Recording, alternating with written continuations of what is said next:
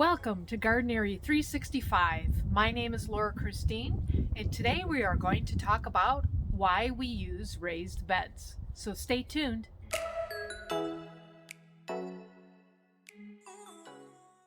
You're probably wondering why I'm going to be talking about a traditional garden.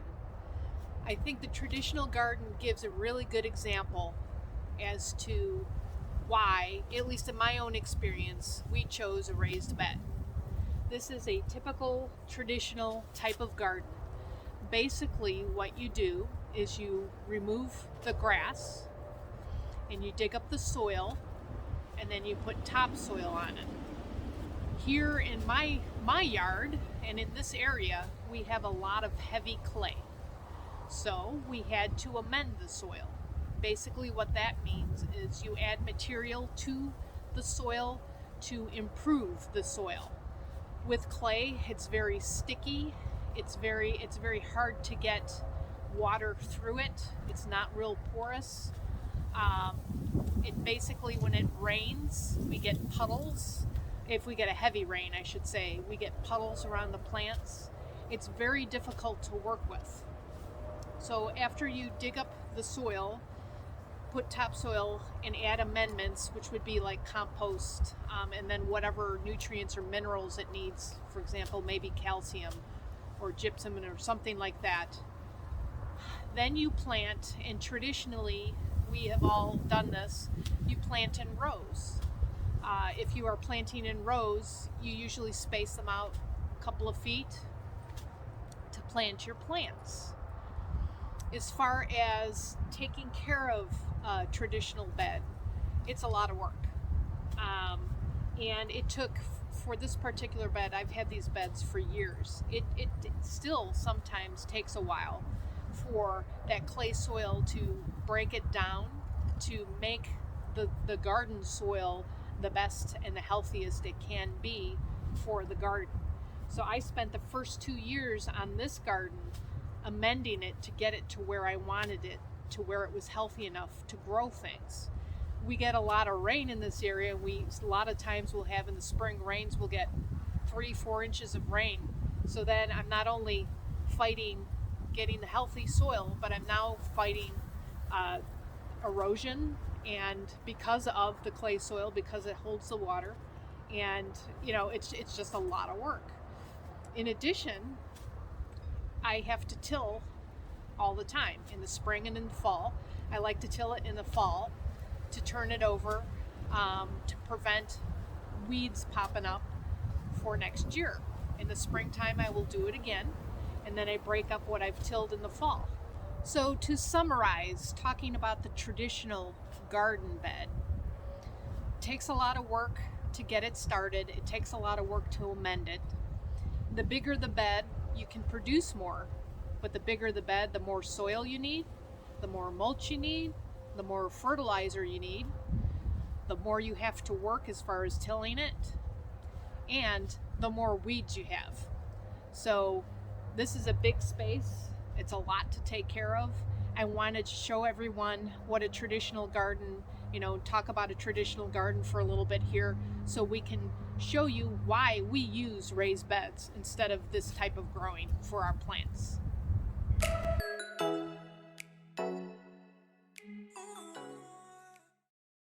Raised beds are at the cornerstone of what we teach at Gardenary 365. It also contributes to the success for your gardening.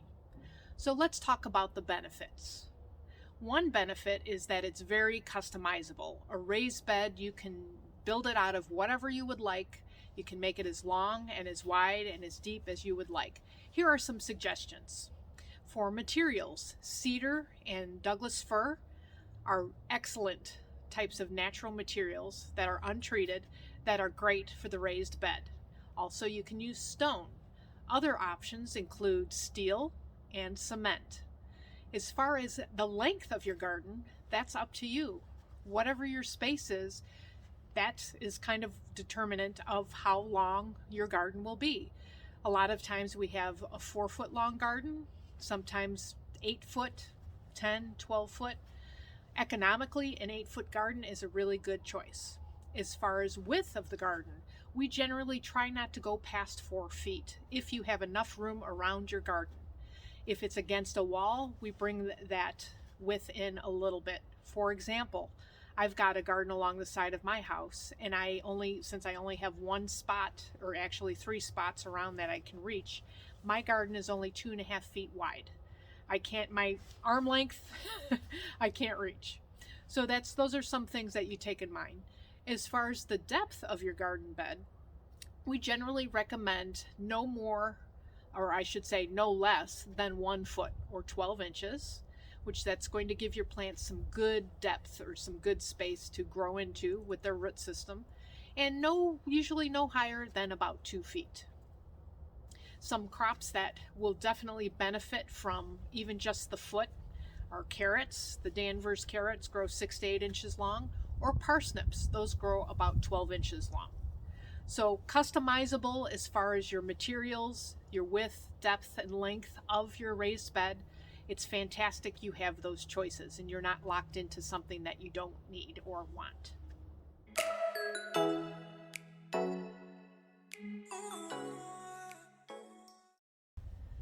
Now that we've talked about the materials that the raised bed are made of and why that's a great benefit because it's customizable, let's talk about another benefit of using a raised bed, and that is control over the soil. We get to pick our own type of soil. We can mix it up and just put it in raised bed and it's ready to go. If this was a traditional garden, and I'll use my gardens that I've used in the past as an example, after you take the sod off of the ground, you till the ground. Then you add soil. We've got clay soil in our area, so we had to amend the soil to get it to a healthier level. It took me a couple of years of amending the soil in the spring and in the fall to get it to where I wanted it to, be able to produce what I wanted to produce. Raised bed, you've got your recipe of soil, organic compost, sand, fertilizer. Mix it all together, put it in, and you're ready to grow. So that is a wonderful, big time benefit of using a raised bed.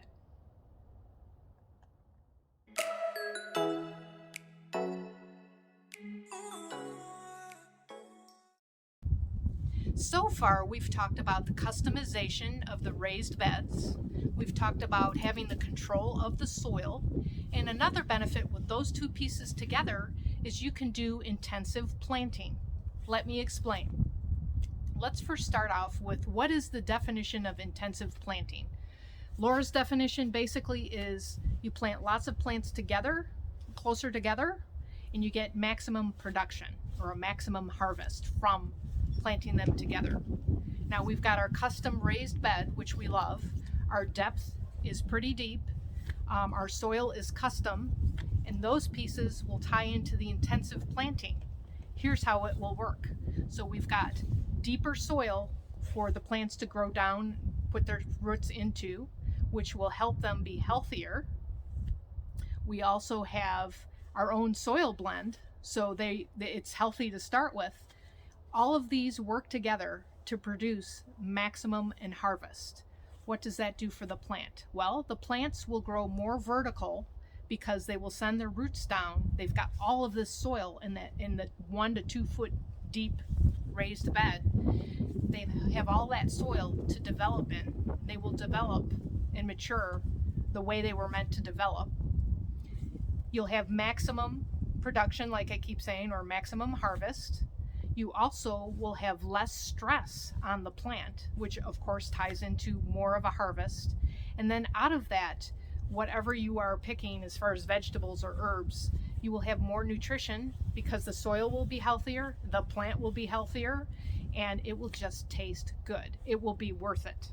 So that's a huge benefit of a customized raised bed, controlling your soil, and intensive planting.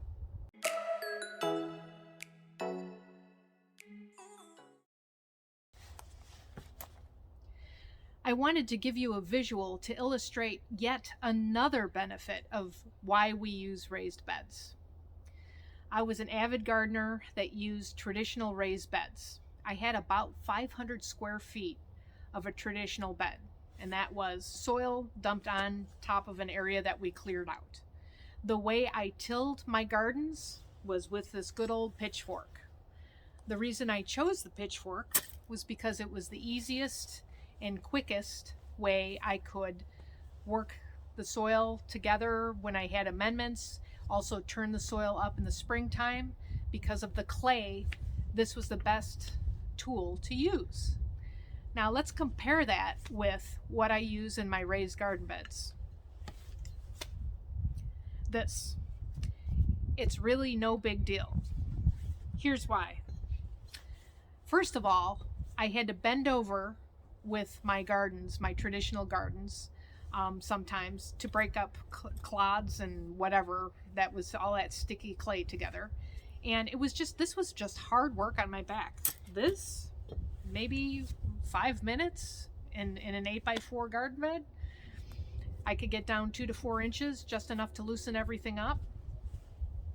That's one illustration. In the traditional beds, you have the bigger space, you have more to mulch, more soil, more amendments, more weeds. That's a biggie. I can just get my weeds out with this or with my hands. It takes maybe 5 minutes.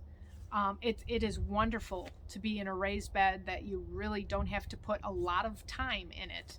And since these raised beds are so productive, it's just, you just go pick your produce and you're through.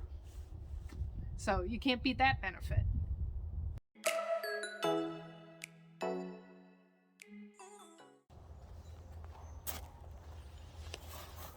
Another wonderful benefit of the raised bed is that these beds warm up a lot faster in the springtime. This bed here I've already planted with spinach seeds, and here in our area about mid-March we will start getting spinach. They're also really good for putting cold frames on because they're flat on the top and you can put a hinge on. I haven't done my cold frame yet this year, but it's super easy to add a cold frame and extend the season for those cool weather crops even further.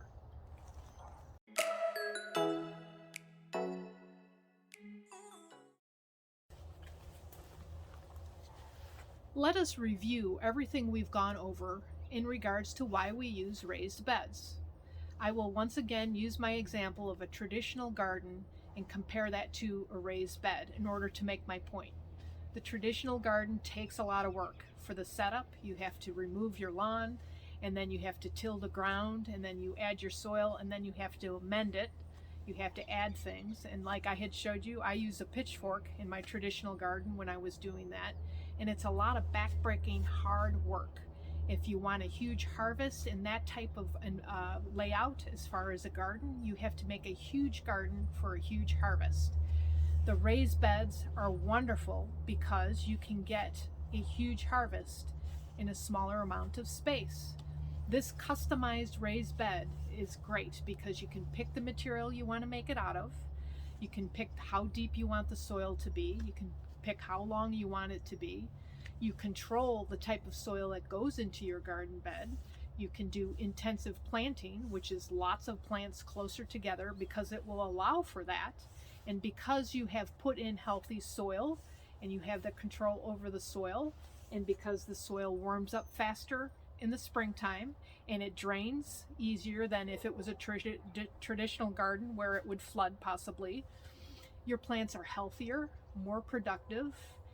The harvest is bountiful, it's nutritious, and it just tastes good. And let me add to, after we've reviewed all of this, let me add that these gardens are just wonderful to look at. You can customize them to fit into your landscape. You can make them, out of materials that complement your house. Having these beds is like a sanctuary. You can set up your gardens like a sanctuary. It's a great place to rest and relax. It's not messy. You're not going to track in mud. I could go on and on and on for hours, but why we use raised beds is because they're simple, they're beautiful, they can be sustainable, and it will make your life simple and it's productive. I think I've got everything. I'm sure I have more to share, but hopefully this was helpful to you on why we use raised bed. This is Laura Christine from Gardenary 365. Have a fantastic gardening day.